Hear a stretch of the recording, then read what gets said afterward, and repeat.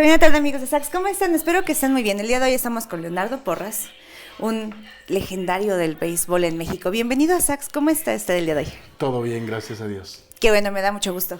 Usted es de aquí de la Ciudad de México. ¿Cuál es su comida favorita? Híjole, creo que el pozole. El pozole. El pozole. Con maciza, con cabeza, de todo, Siempre pollo. lo pido maciza con oreja. Maciza con oreja, ok. Así es. El cartílago de la oreja, interesante, ¿no? Es La muy textura. rico, es muy rico. De hecho, cada que como carnitas, pido oreja. Oreja. Sí, me gusta mucho esa parte, el cartílago de la oreja, sí, así es. Ok, ahora, entiendo que usted ha tenido grandes éxitos en el mundo del béisbol. ¿Cuál sería aquel del que se siente más orgulloso?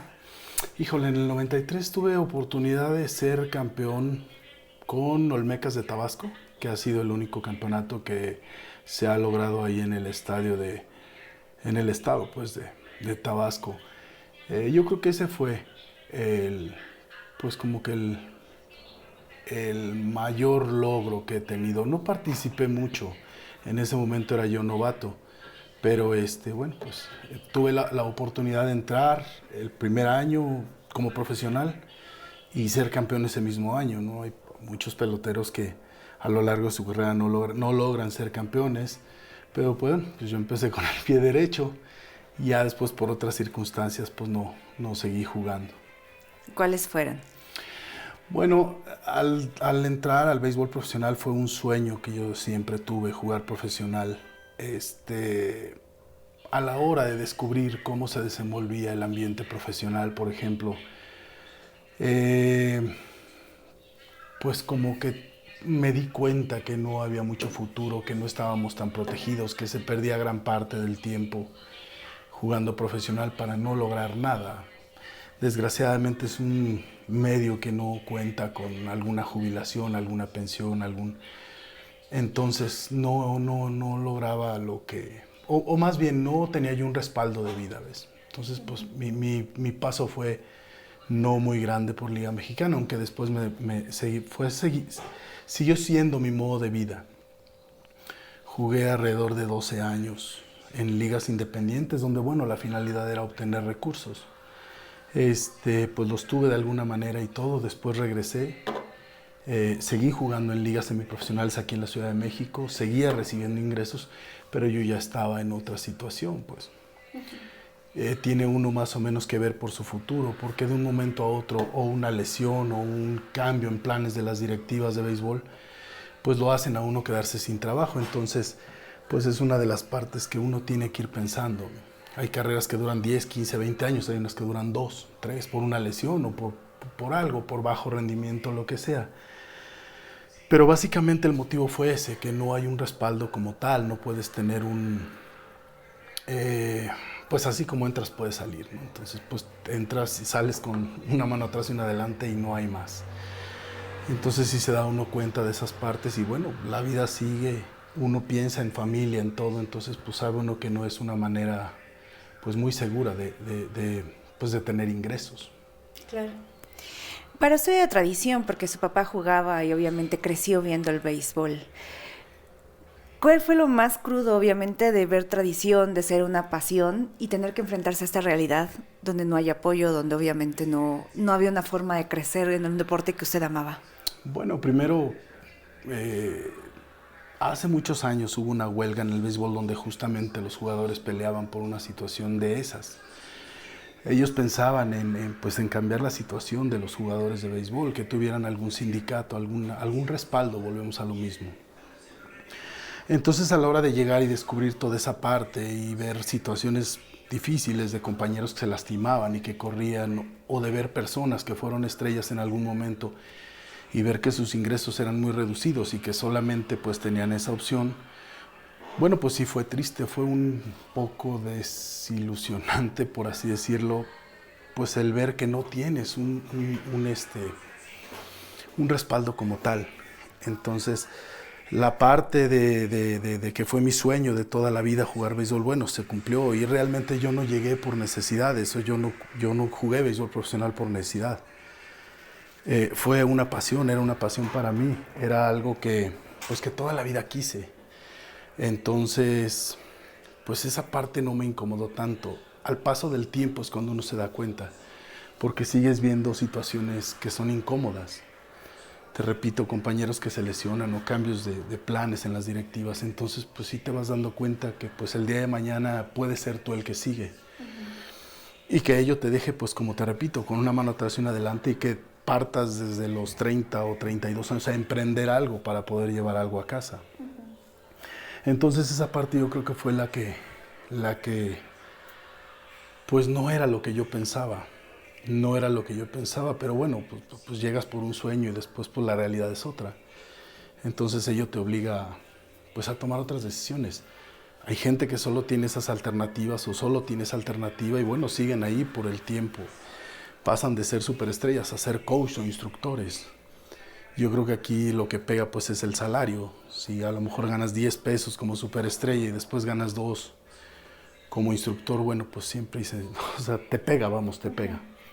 Entonces esa fue la parte que yo creo que me hizo valorar si realmente yo quería un futuro dentro del béisbol o pues buscar alguna otra cosa. Claro. Me encantaría como retomar un poquito de lo que usted ha estado diciendo porque creo que hay varios puntos que son importantes. Por ejemplo, en la parte de hablar de las lesiones. Veía en la entrevista que le hicieron, que está en YouTube, que por cierto si quieren verla está muy interesante. Y ahí usted hablaba como la importancia de forjar atletas, más que el sentimiento de si van a dedicarse a un deporte u otro. Entender la relevancia de que tiene el deporte dentro incluso de las escuelas, de cómo manejamos en México la educación física que no debería ser. Entonces, creo que esa parte de entrenar atletas también nos permite aminorar un poco la cultura de lesiones, etcétera, ¿no? Pero obviamente para la gente que no ha tenido la fortuna de ver esa entrevista, ¿cuál es su perspectiva en este sentido de la generación de atletas y por qué es tan importante dentro del deporte? Bueno, ha habido una evolución, sin duda. Antes los jugadores o todos los atletas en general se preparaban de una manera. Pues por muchos estudios, la ciencia sigue aparte. Y bueno, pues ahora la preparación de un catcher hace 30 o 40 años es muy diferente a la de ahora. Ahora los atletas, vamos, se preparan de una manera muy distinta. Entre ellos ya es el gimnasio una parte fundamental. Ejercicios de fuerza motriz, en fin, son muchas cosas. Pero bueno, la preparación a final del día es muy diferente de un atleta de hace 30 años a la preparación de ahora. ¿Qué ganan con eso? Bueno, pues lesiones, realizar otro tipo de habilidades o superar.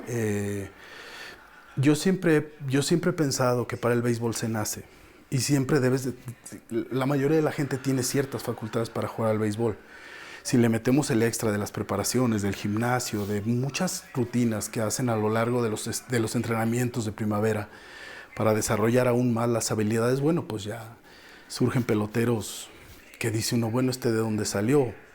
Ahorita está el caso de Shohei Ohtani, que dices, bueno, pues ese hombre no es de aquí. O sea, yo no recuerdo haber visto a alguien del tamaño de las facultades o de las habilidades que tiene Shohei Ohtani. Y por eso causa tanto revuelo ahora, porque pues es una persona única.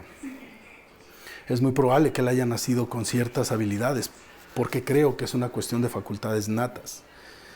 Pero creo que también se desarrolla en otro tipo. El gimnasio desarrolla muchas cosas, la alimentación, muchas cosas, ¿no? El prototipo de los catchers de hace 40 años éramos gordos, no gorditos. Ahora los catchers son muy delgados.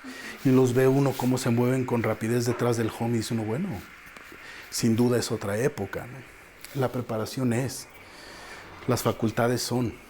Pero yo creo que sí, yo en esa entrevista hice mucho énfasis en que en Estados Unidos y en países desarrollados, pues los niños desde chiquitos están desarrollados muy diferentes a como en México.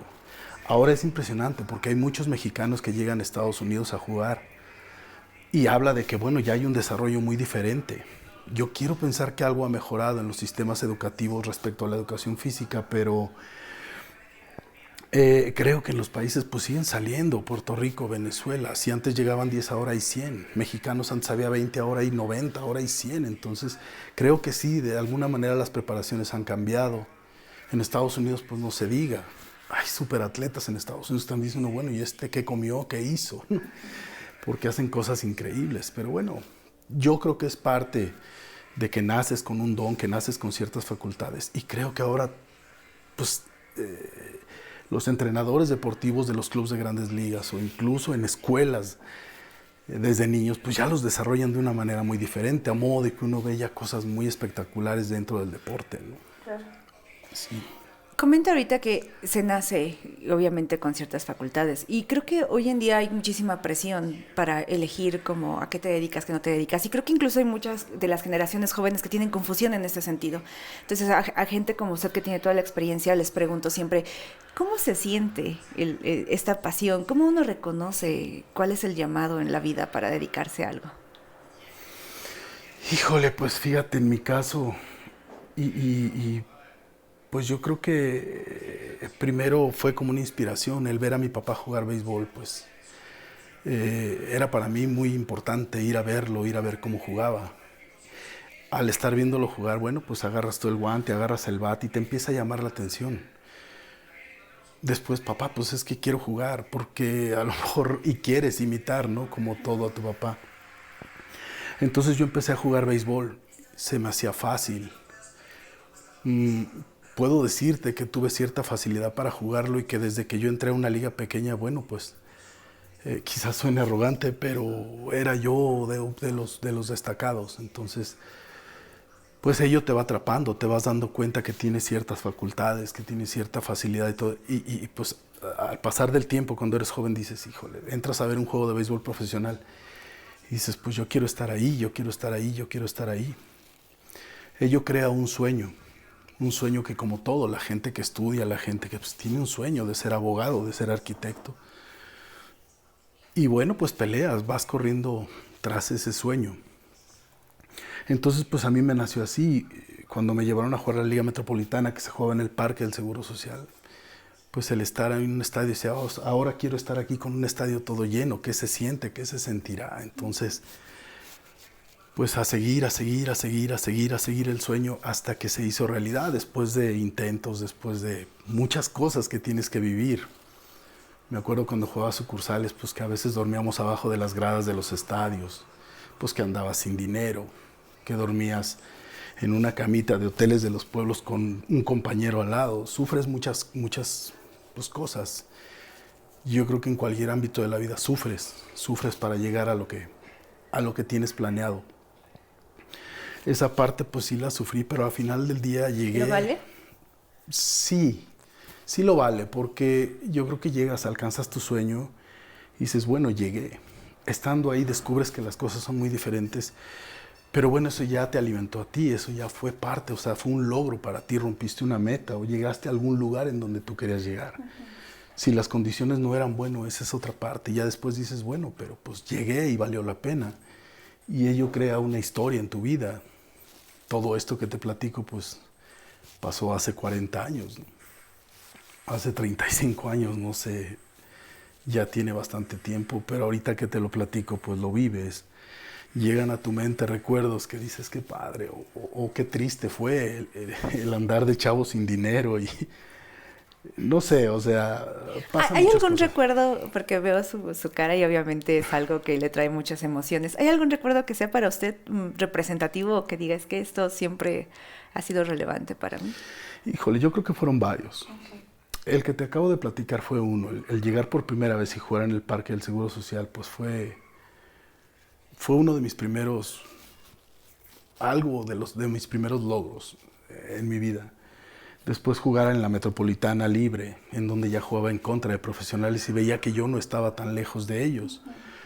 O que quizá desde mi punto de vista pues estaba muy pegado a ellos y que dije, bueno, pues si ellos están ahí, yo desde mi punto de vista siento que no estoy muy lejos de ellos y entonces te das cuenta que puedes alcanzarlos. Pues después siguió y cuando yo pisé por primera vez, cuando llegué al campo de entrenamiento de los Olmecas de Tabasco, dije, bueno, pues estoy a un paso, tengo que echarle ganas.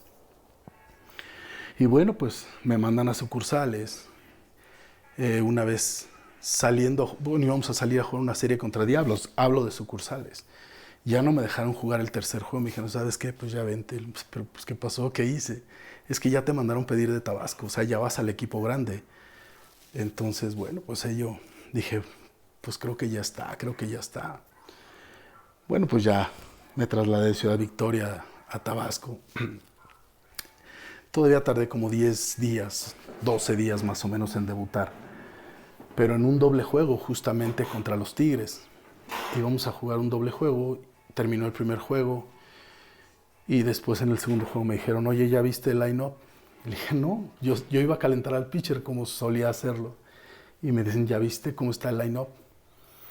Entonces pues voy al line-up y vi que estaba yo alineado.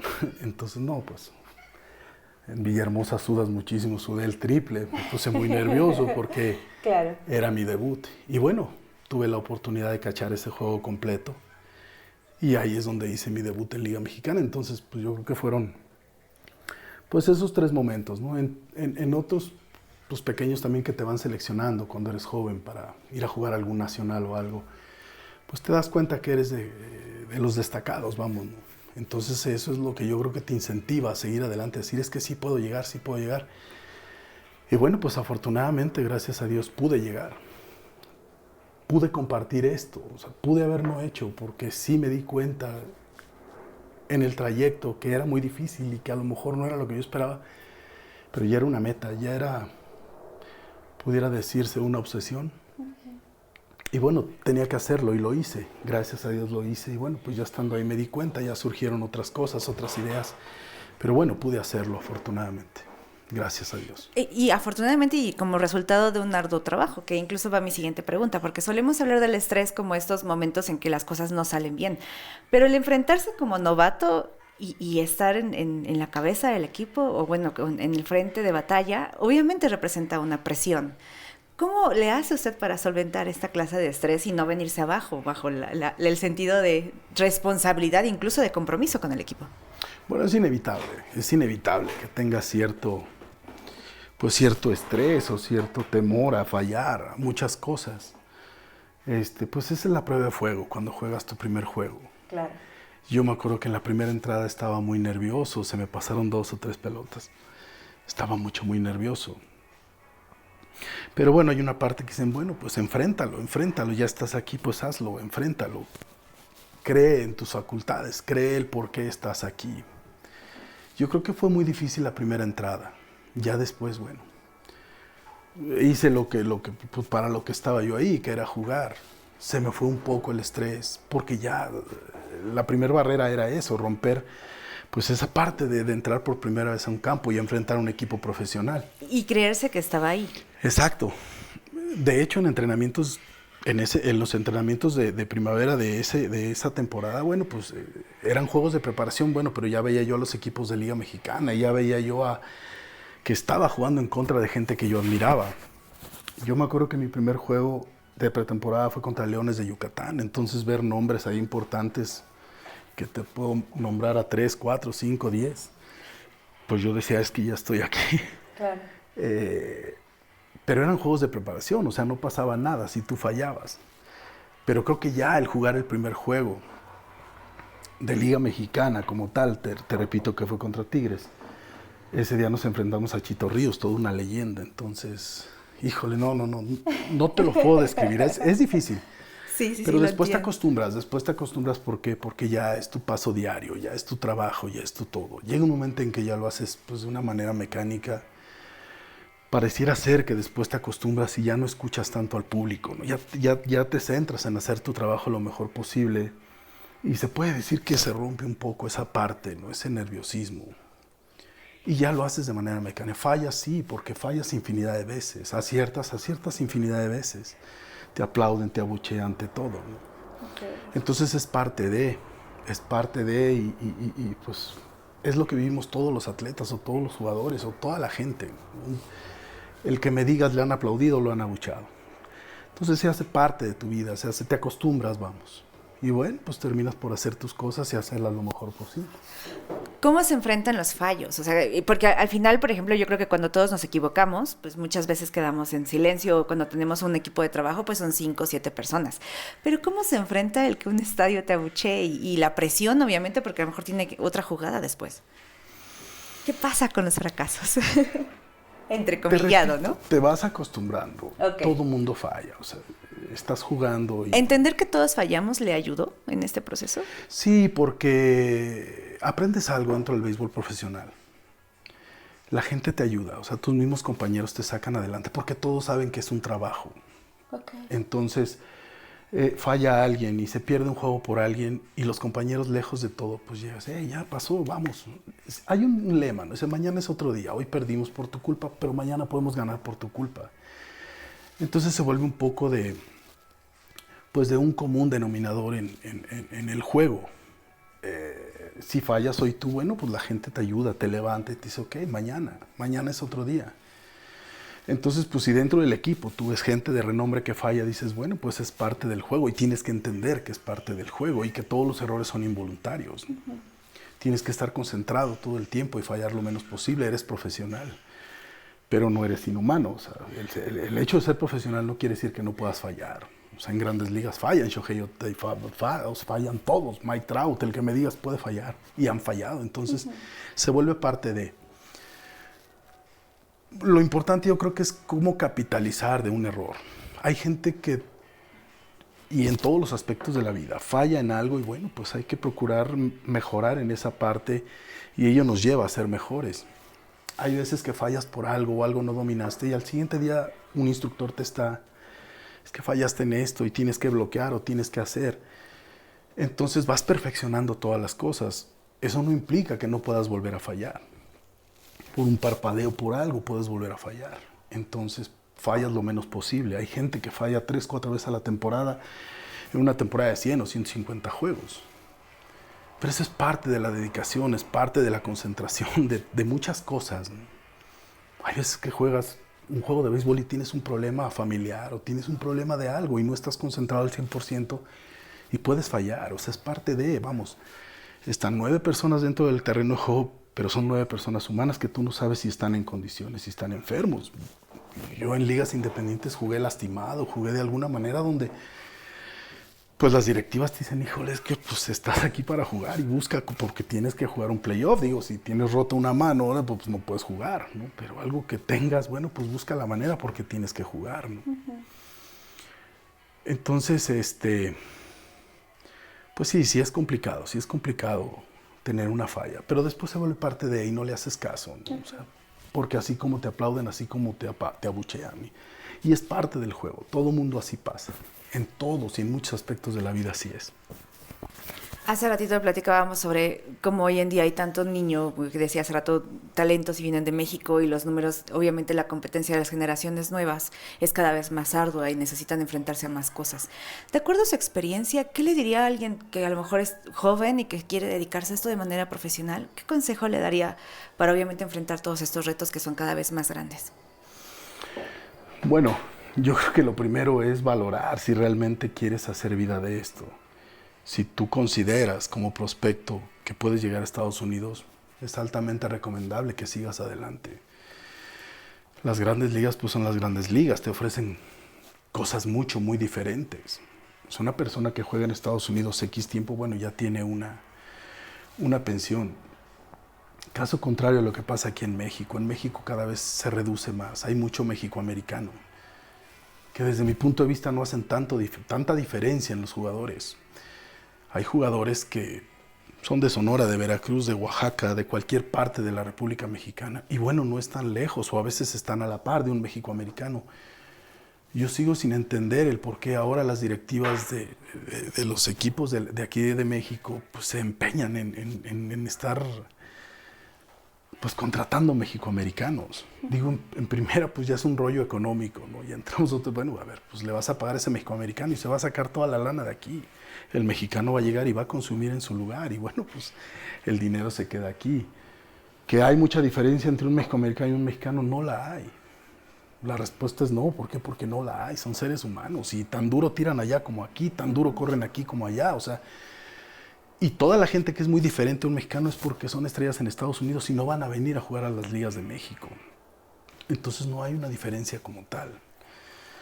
¿Qué es lo primero? Bueno, pues saber si puedes o quieres pagar el precio de que el día de mañana te pueda lastimar y salirte, sí, después de 5 o 10 años o 1 o 2 y que salgas y que sepas que no tienes un trabajo.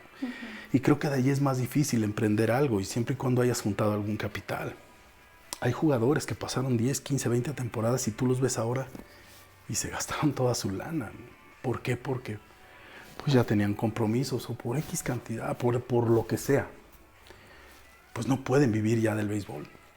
Entonces lo primero es, bueno, pues ¿realmente estás dispuesto a enfrentar esas situaciones o estás consciente de que pueden pasar estas situaciones? Adelante, ¿no? Porque vuelvo a lo mismo, cuando es un sueño para ti ya no escuchas nada. Tú quieres llegar y juegas, y si jugaste, bueno, ya la hiciste tú. Ya cumpliste el objetivo, la meta o el sueño que tú tenías. Que sea bueno, pues eso ya viene después. Desgraciadamente cuando eres joven a veces no entiendes muchas cosas porque no tienes tantas cosas a tu cargo.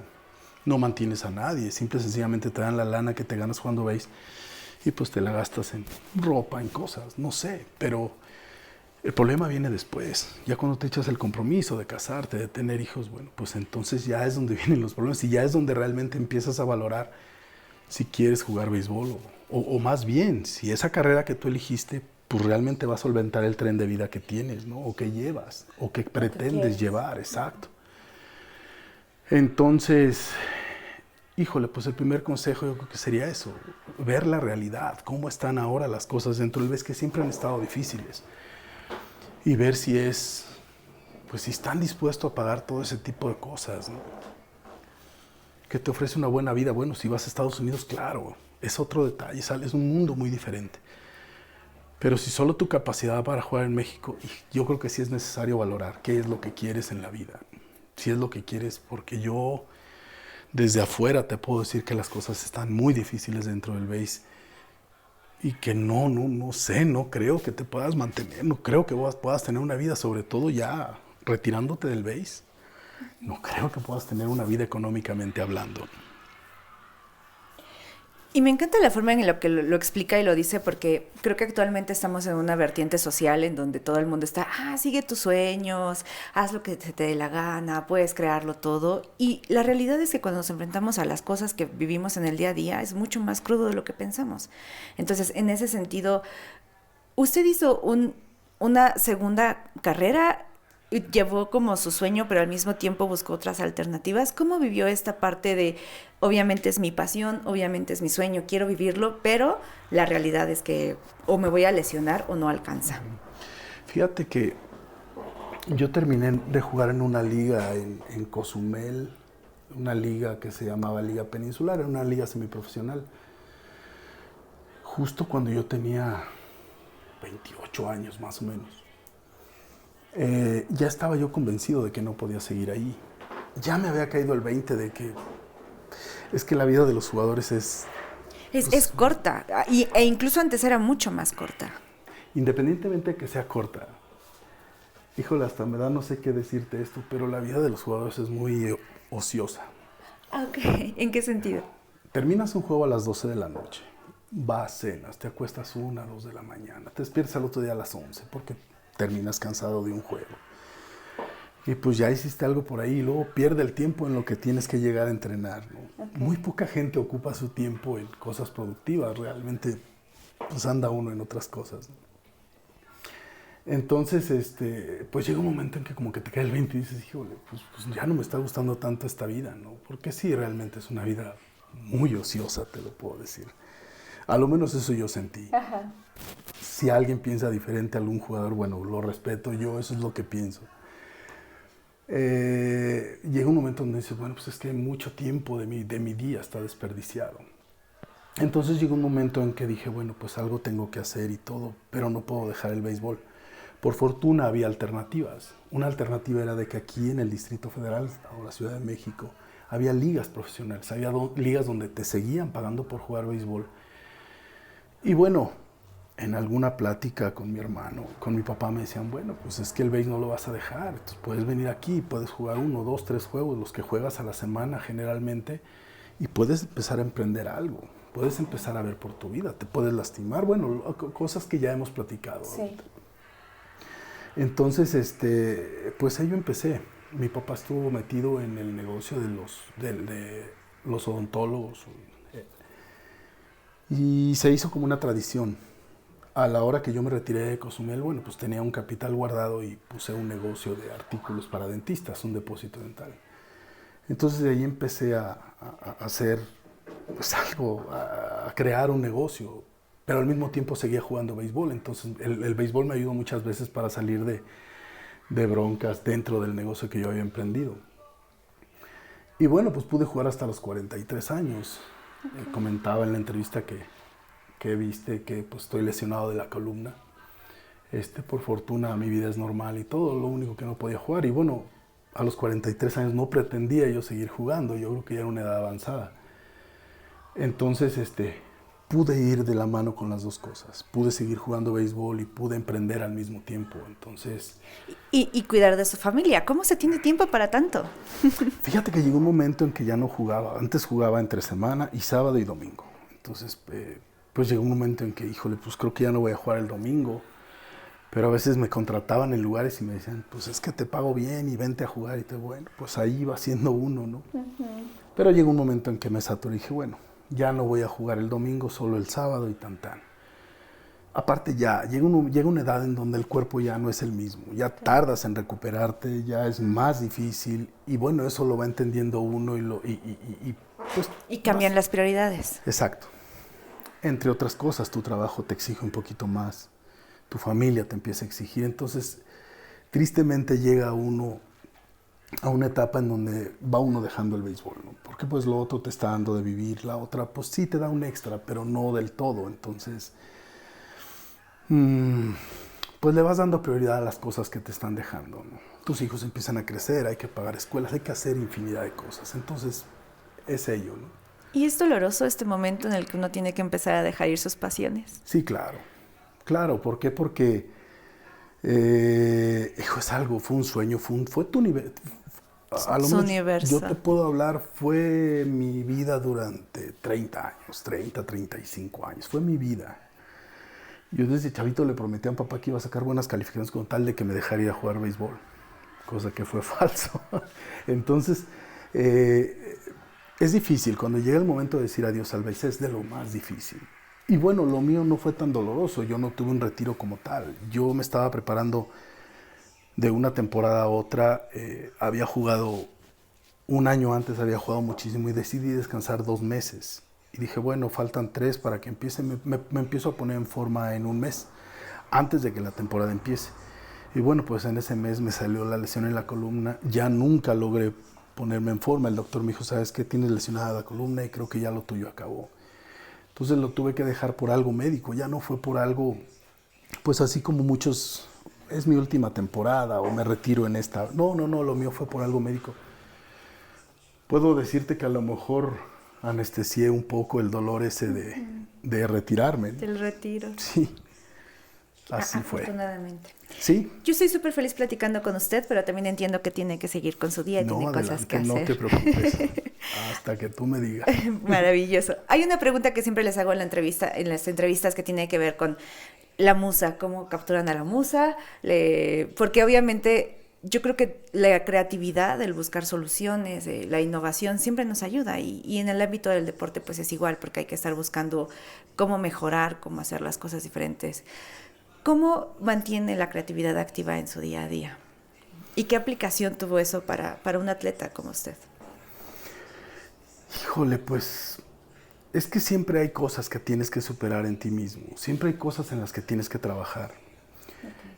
Si te refieres a la parte deportiva, bueno, pues hay cosas que se le dificultan a uno y eso va para todo. O sea, hay cosas que se dificultan en la vida y en las cuales tú tienes que trabajar. En el béisbol así es, y es un día a día. Hay algo que se me dificulta, pues tengo que desarrollarlo. Y tengo que entrenar para todo. Es eso, o sea, el béisbol profesional es eso. Estás entrenando para perfeccionar tu técnica, tu todo. O sea, debes no tener fallas porque eres un pelotero profesional y la misma profesión te lo exige. O sea, no puedes tú tener un lado flaco. Lo hay porque volvemos a lo mismo. Eres un ser humano, entonces, pero siempre se trabaja en ello, siempre se trabaja en ello. Y la competencia se da porque todo el mundo estamos tapando nuestros errores, todo el mundo trabajamos por nuestros errores y ahí es donde incrementa el nivel de las cosas, porque todo el mundo trabaja en sus debilidades. Sabe uno los aciertos que tiene y mucha gente hace caso omiso de las cosas que no puedes como...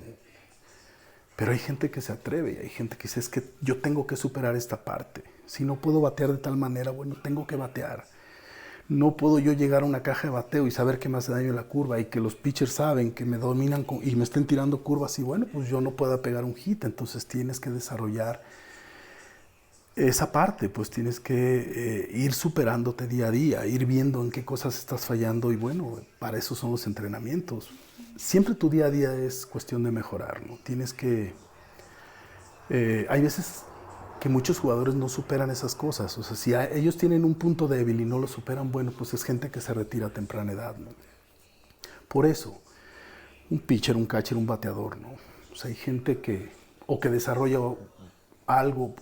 En mi caso, yo, por ejemplo, era 100% defensivo. Bateaba, sí bateaba, pero no era alguien que pegaba tantos honrones o alguien que empujaba tantas carreras. Bueno, pues, siempre trabajaba en un hit and run, de repente me iba bien y todo, pero mi trabajo me exigía defensiva. O sea, yo era defensivo 100%. Si alguien me contrataba a mí era porque sabía que detrás del plato pues yo hacía un buen trabajo, se puede decir. No quiero sonar arrogante, pero así era. Pues. Y también tengo que ser honesto, que un buen bateador nunca fui. Fui un bateador promedio. Había temporadas que me iba muy bien, pero había temporadas donde no. Pero bueno, mi trabajo defensivo ese tenía que estar ahí, porque a mí me contrataban como defensivo. Yo no empujaba carreras ni pegaba jonrones. Salía uno de vez en cuando, pero bueno, mi trabajo era defensivo 100%.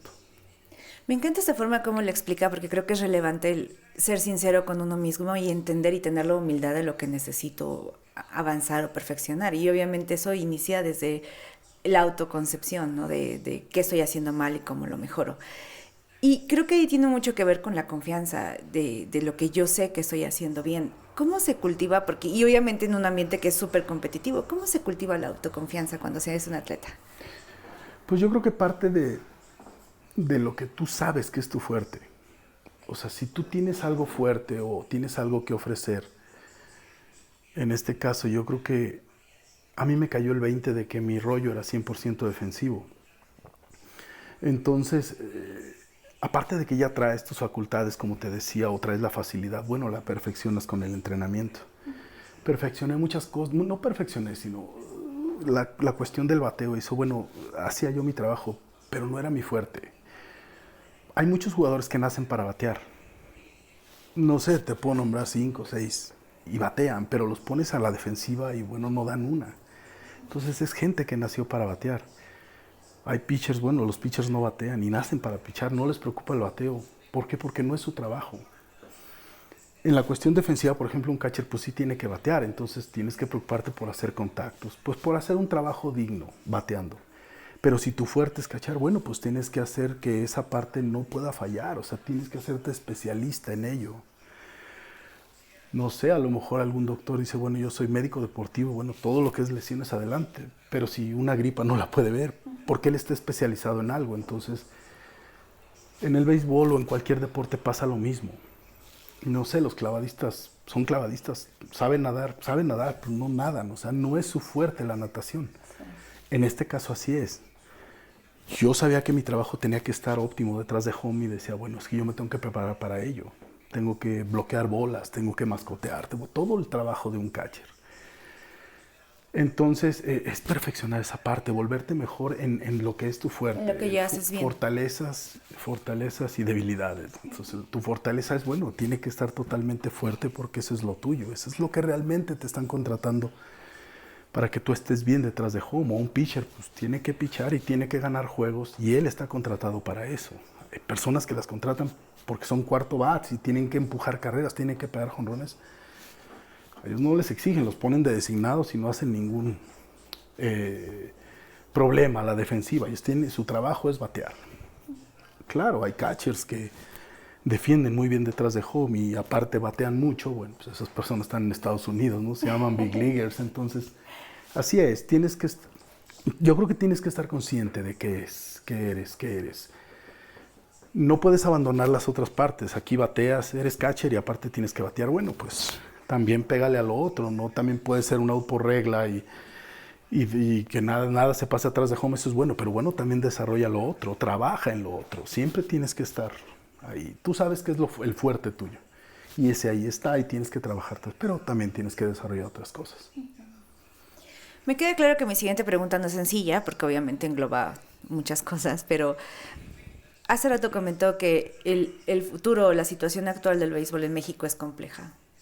¿Qué nos hace falta para a lo mejor subir el nivel o apoyos? ¿Cómo podríamos cambiar a lo mejor un poco esta dinámica en donde los deportes en México no terminan de despuntar? Bueno, en el caso del béisbol, los demás pues no los conozco, pero yo te puedo hablar desde ahora, desde aficionado, Okay. que creo que lo que está pasando es eso. Por ejemplo, el contratar mucho México-americano, pues está quitándole nivel a los jugadores mexicanos. ¿Estás trayendo México-americanos? ¿Subió tu nivel? No, no subió. Yo lo veo igual. De hecho, aquí hay algún chavito que esté tirando muy bien, se lo llevan a Estados Unidos. A La lo fuga mejor, de talentos. exacto, exacto. Entonces aquí pues llegan mexicoamericanos y todo. Bueno, yo creo que que las directivas deberían contratar pitchers. Lo demás creo que no lo hacen diferente. El picheo toda la vida, o sea, en un roster de un equipo profesional pues debe de haber 15 o 20 pitchers y el resto jugadores de cuadro, catchers, Entonces, pues traer picheo de allá sí es. Pero pues el que traigas un shortstop, un catcher, un esto, no, bueno, yo creo que se baja el nivel aquí. El nivel lo hay. El capital humano lo hay. Yo no entiendo por qué las directivas se empeñan en traer mexicoamericanos. O sea, estamos en México. Y definitivamente, a ver, de Estados Unidos no nos mandan lo mejor, porque lo mejor lo tienen en Grandes Ligas, lo mejor lo tienen en sucursales, en AA, AAA, Grandes Ligas. Nos están mandando gente como somos nosotros y que te cobran en dólares. Entonces yo no entiendo esa necesidad de traer peloteros mexicoamericanos a México. ¿Por qué dejar sin trabajo a gente que pues está a la par con un mexicoamericano? O sea, quizás se oiga mal, pero no nos están mandando soluciones, nos están mandando más gente que está buscando trabajo. Yo no entiendo por qué la terquedad de dejar sin trabajo a los mexicanos. No están de ninguna manera diferentes, están muy parecidos.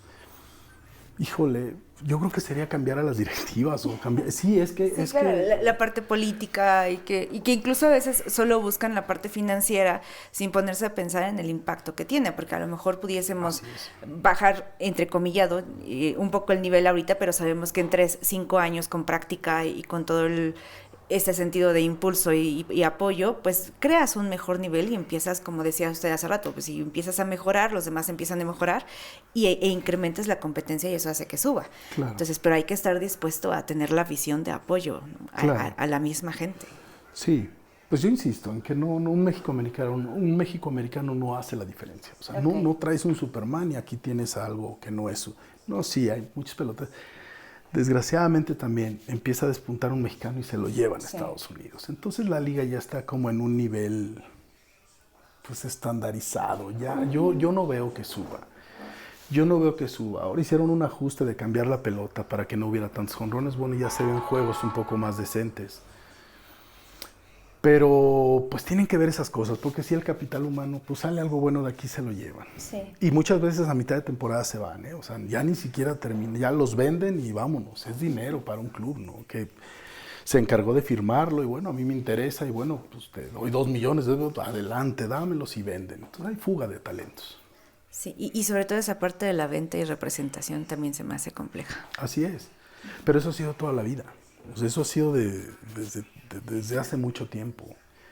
Entonces sí, yo creo que el nivel de aquí de las ligas de México pues está estandarizado. La Liga de la Costa es otro boleto, bajan prospectos. Allá pues baja gente que está, o mexicanos que están en Estados Unidos, o todo el nivel de la costa es muy diferente. Te hablo de la Mexicana del Pacífico. Aquí en Liga Mexicana yo creo que no se ven juegos tan de buena calidad, desde mi punto de vista. Uh-huh. Me he encontrado compañeros en el estadio diciendo, es que no.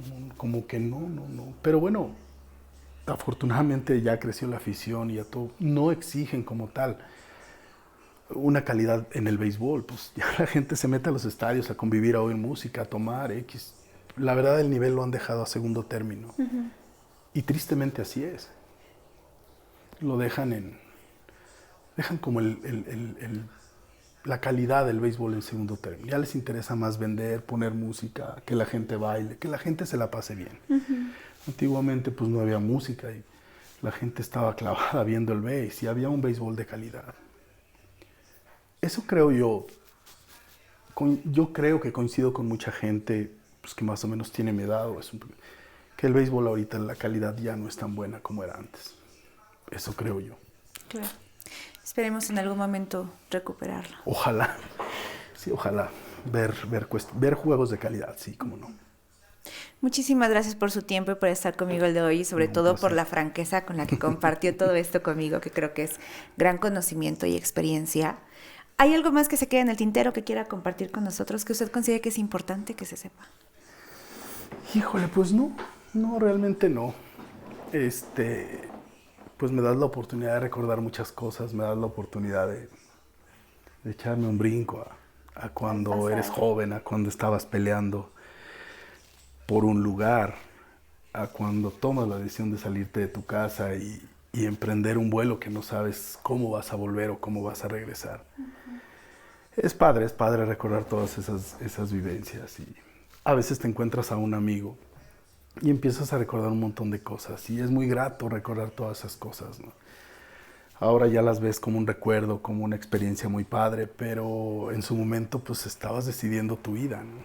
Estabas viendo qué ibas a hacer por tu vida y cualquier decisión que tomaras pues era fundamental. Por fortuna creo yo que tomé una buena decisión y pues aquí estamos, ¿no?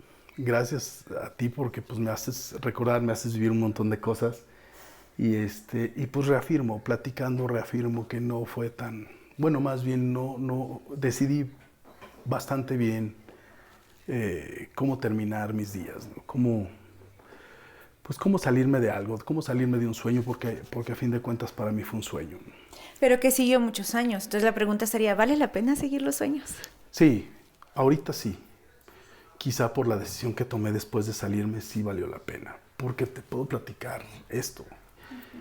Y ahora pues afortunadamente no tengo problema alguno, afortunadamente creo que decidí a tiempo, creo que decidí por muy buen tiempo y bueno, Dios me puso en un camino que fue bastante favorable para mí. Entonces desde mi punto de vista, yo te puedo decir, sí, valió la pena todo lo que hice. Aparte que me forjó a muchas otras cosas, ¿no?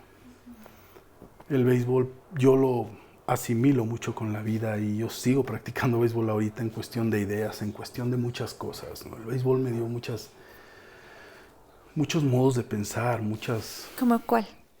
Híjole, pues siempre. Hay días que te va mal y dices, en el béisbol decíamos mañana es otro día y en efecto así es. Al día siguiente amaneces con una llamada que te solucionó algo con algo. Entonces te das cuenta que hoy pierdes, pero mañana es otro día. ¿Qué pasa cuando pierdes? Bueno, llegas, te quitas el uniforme, lo dejas ahí para que lo laven y te sales a cenar, a pensar en qué hiciste mal y al día siguiente llegas al parque y empiezas a trabajar en ese error que tuviste, ¿no?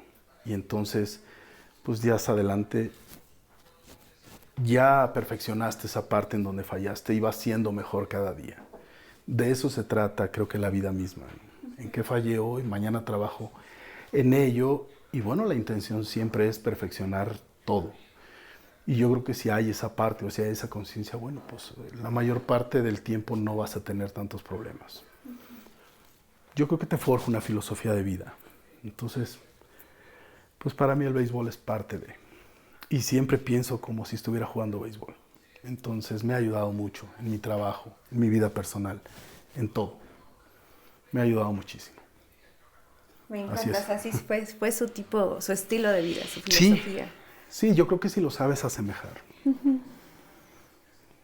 Dicen ahora, si sabes sacar raja de las cosas, pues sí, así es. Y todo, yo creo que es el único deporte, sin temor a equivocarme, que es muy similar a la vida, ¿no? Hay un cuadrito ahí que me encanta, no lo tengo a la mano, te lo compartiré en un momento. Que dice, bueno, pues pasa como la similitud del béisbol con la vida, ¿no? Y al último del cuadrito dice, bueno, pues ahora toma tu bat y sal a golpear la bola, ¿no? Entonces dices, bueno, pues ello es vivir, es golpear la vida, es salir adelante en todo, ¿no? Uh-huh. Entonces, pues así fue mi vida. Maravilloso. Muchísimas gracias por su tiempo y por el espacio. No, gracias a ti, fue un placer.